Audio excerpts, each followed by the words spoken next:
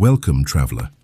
You're here now, wrapped in the soft stillness of night, perhaps nestled beneath warm covers, maybe with the quiet hum of a fan nearby, or the distant rhythm of a cricket's lullaby outside your window, wherever you are. Let this moment be gentle. Let your shoulders loosen, your breath slow, and your eyes grow heavy as we begin a soft walk into the long-ago lands of the American West. But this isn't the Wild West you've seen in movies. No revolvers blazing, no daring shootouts or heroic saloon duels. Tonight, we'll be easing into something far more real, far more human, and far more quietly exhausting. Because the truth is, you probably wouldn't survive a single day in the real Wild West, and that's perfectly okay. That dusty, hard-bitten world was built for another time, another kind of living. But now, Doug, you don't need to fight it, you just need to listen. Breathe slowly and let this gentle tale rock you to sleep. The morning begins early on the frontier, not with a ringing alarm, but with the subtle golden touch of sunlight sneaking through thin cotton curtains, fluttering slightly from a breeze creeping in through a cracked wooden window. There are no city sounds, just the creak of floorboards as someone stirs. Perhaps it's you, opening your eyes on a straw-stuffed mattress that crunches faintly beneath your back. You slept in your long underclothes because the desert night turned cold. A wool blanket, scratchy but warm, still clings to your side. There's no plumbing here, no shower, no toothpaste. You rise and wash your face with yesterday's water from a ceramic bowl, now lukewarm and gritty, gathered the day before from a nearby stream. You splash your cheeks, and the water smells faintly of minerals and mud. You pat your skin dry with a cloth towel that's been used many, many times. It's stiff, rough, sun-dried, and just like that, your day has begun. Ambient sounds to imagine. Gentle wind whistling through wood slats, the clink of metal on ceramic, the soft squawk of a waking chicken outside. There is no kitchen in the modern sense, just a fireplace, a blackened iron stove, and whatever food you had the foresight to preserve. If you're lucky, there's leftover bread from yesterday, dry but edible. You might slice it with a dull knife and fry it in bacon grease to soften it. Coffee, if you have any, is boiled in a tin pot over hot coals, bitter and gritty, but warm in your hands. Milk? Only if your cow didn't wander off during the night. And if she did, someone's walking out into the chilly morning to find her. Eggs? Maybe, if the hens were kind. Sugar is rare, butter is luxury, and jam, well, that's for special days. You eat in silence, with the clink of tin on tin, sitting on a three-legged stool or the edge of a crate, your boots dusty already from the floor. Outside, the world is already in motion. A neighbor rides past on horseback, nodding politely. You hear the creak of leather saddles and the distant hammer of someone repairing their fence. Living in the Wild West wasn't about exploring. It was about enduring. From sunup to sundown, every moment was shaped by survival. You might be a homesteader, and that means your tasks are endless. You fix fences with splinters in your palms. You carry water in heavy buckets from the creek twice a day. Haul firewood from the shed. Tend to chickens, who are louder than they are useful. There's laundry to be done, by hand. You scrub shirts on a washboard until your arms ache. Then hang them on a line where the wind threatens to steal them. If you're a woman, you lightly sew by lamplight, mend trousers, churn butter and care for children, all while stirring a pot of beans that must last for 3 days. If you're a cowboy, you're already out riding, herding cattle across sun-baked land under a sky too big to ever touch. Your water canteen swings at your side, your lips are dry by noon, and the dust, it finds every part of you. But you keep going, because in the West, stopping wasn't an option. By midday, you're not just tired. You're covered in a fine layer of grit that clings to your skin like a second layer. The Wild West wasn't clean, not by a long shot. You see, the wind never quite stopped moving. It rustled through the tall grasses, over open land, slipping under doors, around window panes, between floorboards. Even inside your home, the air always carried a bit of the earth with it, and there was no running water to help you rinse it away. Baths? Those were rare. If you were lucky, there was a nearby stream. But even then, bathing meant hauling bucket after bucket inside, heating the water over the fire and pouring it into a tin tub, the same tub the whole family used in turns. The youngest children bathed first, and by the time the adults had their turn, well, the water wasn't very fresh anymore. More often, people just wiped their faces and hands with damp cloths. Perfume or lye soap might help mask odors, but nothing could truly hide the scent of sweat, livestock, wood smoke, and earth. And yet, somehow it became normal. You didn't notice after a while. You were too tired to care. Ambient sounds to imagine, dry wind brushing against canvas, distant mooing of cattle, quiet dripping of water into a tin basin. You couldn't survive the Wild West because the smallest things could become deadly. A splinter left untreated could fester. A fever might mean a long, uncertain wait, hoping the body could endure what medicine couldn't cure. There were no urgent care clinics, no antibiotics, no vaccines for things we now easily avoid. A toothache could become a crisis, a broken leg, a life sentence indoors.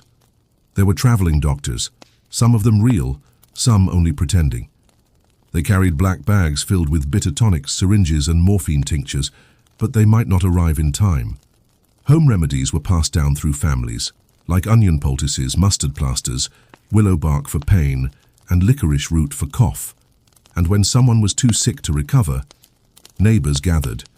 They brought broth and sat by the bed, waiting. Illness was part of life, and life in the West was fragile.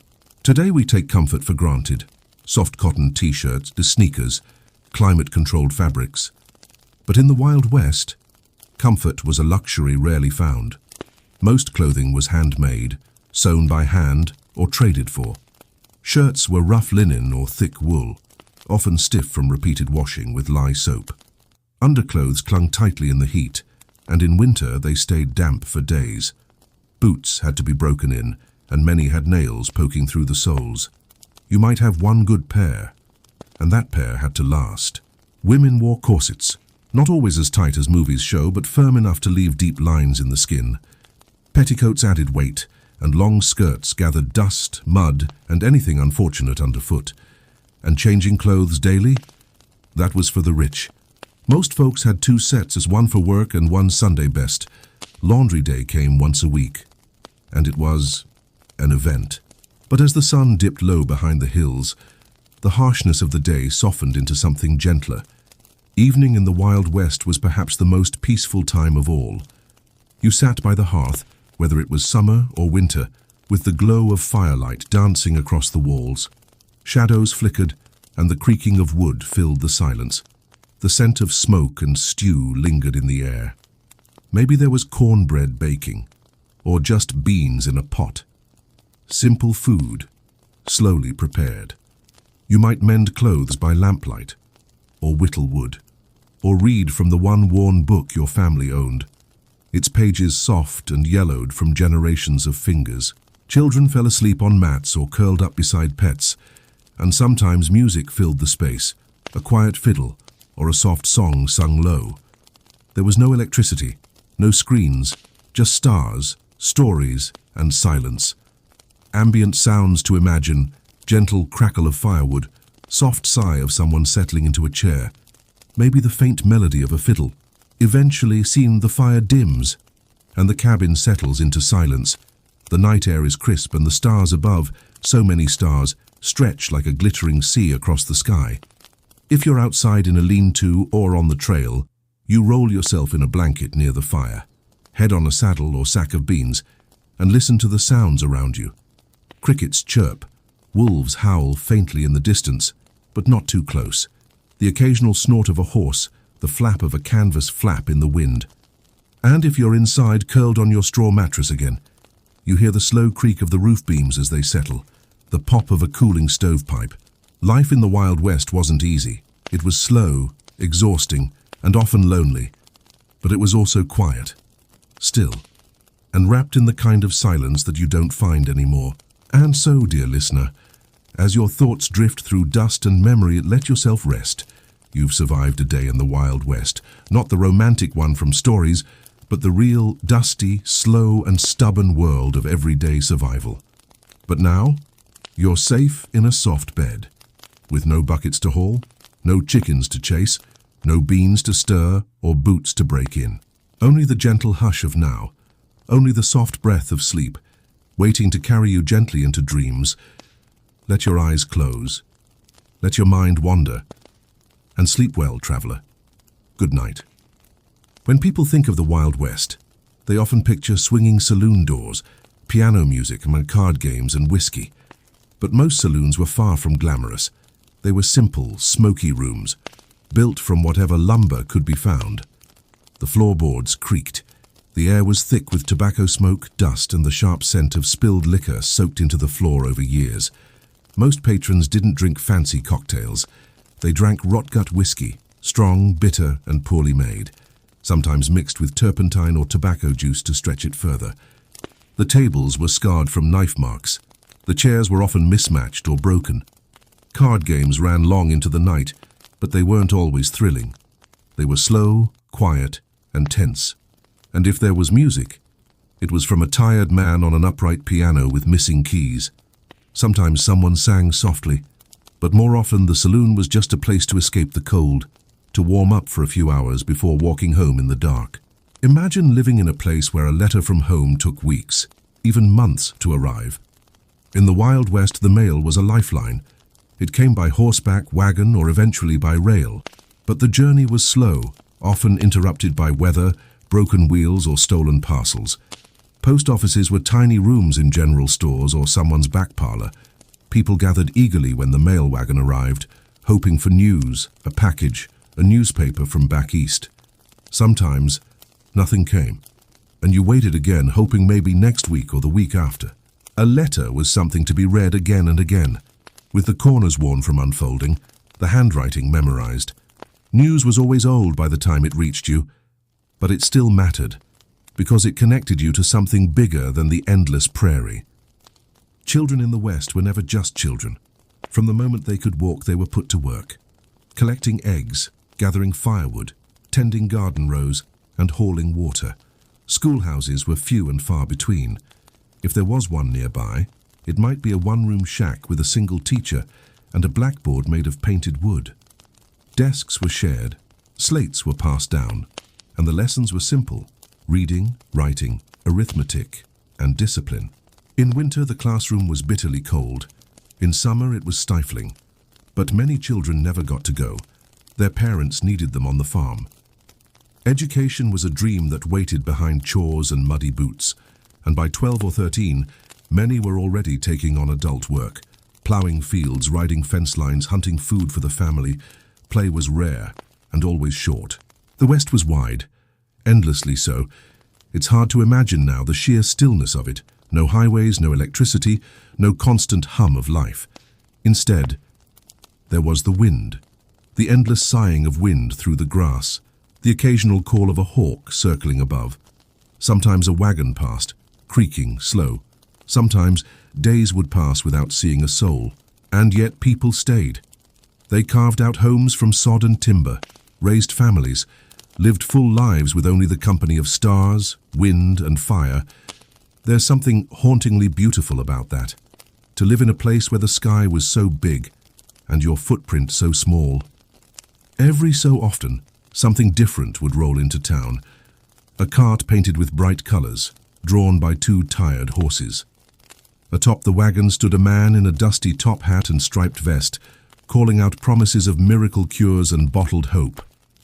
These were the traveling medicine shows, part performance, part sales pitch, part community gathering. People would come from miles around to watch. There might be music, a juggler, or a woman who swallowed swords. Children stared wide-eyed. Mothers clutched babies, hoping the tonic sold that night might ease their coughing. The potions, often mixtures of alcohol, herbs, and sometimes cocaine or opium, advertised as curing everything from fever to heartbreak. But no one asked too many questions, because in the West, even a little hope was worth buying. Even if it came in a bottle with a label that read snake oil elixir. Ambient sounds to imagine, cheerful fiddle music echoing faintly, the murmur of a curious crowd, wooden wagon wheels turning slowly. Without science, people turned to stories. And in the Wild West, superstition traveled just as fast as dust on the wind. People hung horseshoes above doorways to catch luck. They buried a dead snake under the porch to ward off illness. Children were warned never to whistle after sundown, it might summon spirits.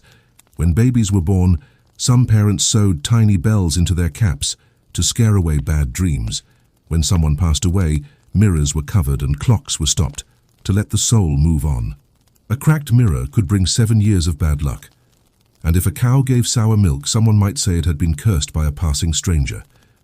These rituals were small, but they gave shape to the unseen fears that surrounded daily life. In a world without certainty, these quiet customs became comfort. The Wild West didn't have police like we know today. Towns had sheriffs, often elected, sometimes feared, and jails that were more symbolic than secure. If a crime occurred, justice was swift, sometimes too swift. People gathered in town squares to decide a man's fate. Some towns formed vigilante groups, rough circles of men with torches, ropes, and a belief in their own kind of law. Trials were rare. Rumors moved faster than facts.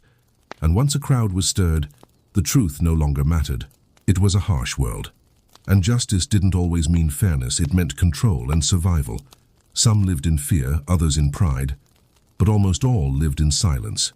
Every person in the West carried more than just dust on their boots. They carried tools, keepsakes, quiet burdens. A woman might wear a locket with a tiny photograph, the only image of her mother. A man might carry a bullet flattened by a tree, a reminder of the day he lived. Children kept carved dolls or rag-stuffed toys made from flour sacks. Pockets held buttons, string, carved charms, tiny folded letters, a feather found on the trail. Horses wore braided reins made from hair, a tribute to a lost friend or beloved wife. Even something as simple as a tin cup was personal, because when everything you owned had to be carried, you chose carefully. Each object held a story, a quiet story only the owner knew. Long before wagons rolled in, before railroads cut through hills, this land belonged to many nations, native nations. Tribes like the Lakota, Apache, Cheyenne, and countless others moved through these lands with purpose and care. To them, the land was not something to own. It was something to live with, to listen to respect. As settlers arrived, they brought fences, laws, borders. Conflict came quickly. Misunderstandings, betrayals, and grief followed. Tonight's tale is not about battles, but it is about memory. Because even in the quietest corners of the prairie, you can feel it. The older presence, still whispering through the wind and the stone. And if you're still, truly still, you might hear that story too. Even in the roughest homes, there was music at bedtime.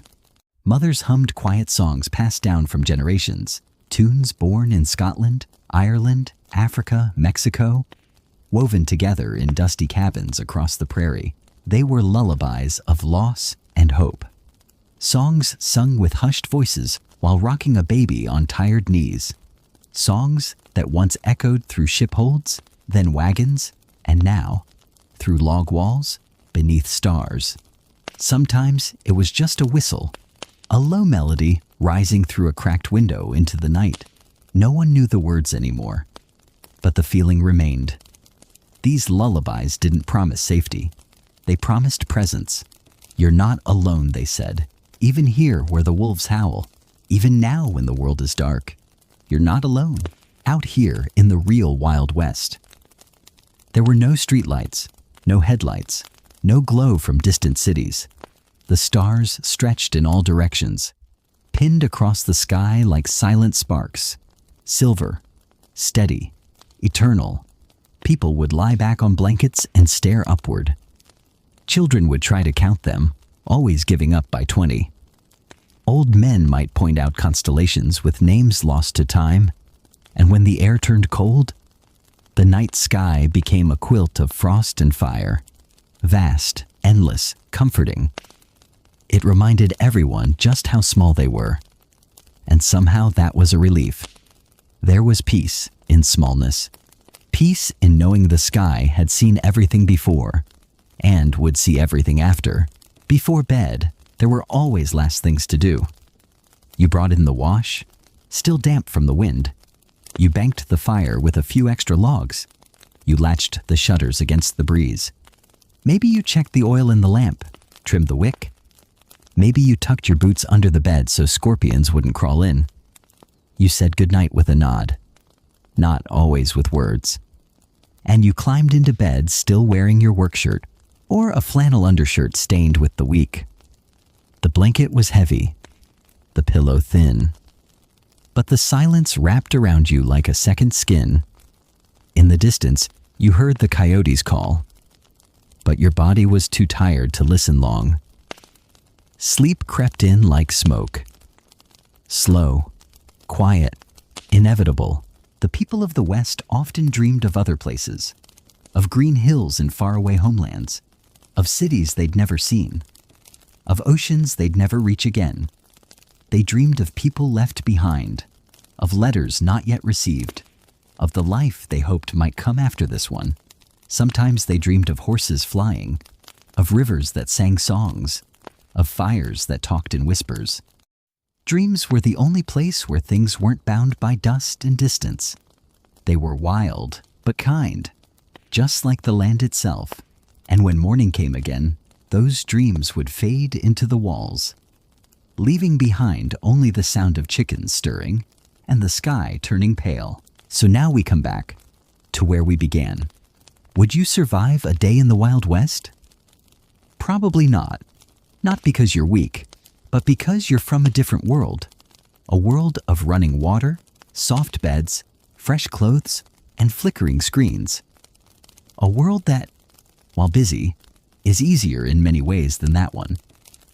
But those people, they were built for it, made of slower rhythms and quieter thoughts, made of endurance, and yet, even they got tired. Even they needed rest, just like you. So close your eyes if they aren't already. Let your breath soften. Let your body feel heavy, like it's sinking gently into a bed of warm earth and wool blankets. The Wild West is behind us now. Its sounds fading like wind through old wood, its dust settling into dream. And ahead of you, only sleep. Quiet, deep, undisturbed sleep. Good night, wanderer. You made it through.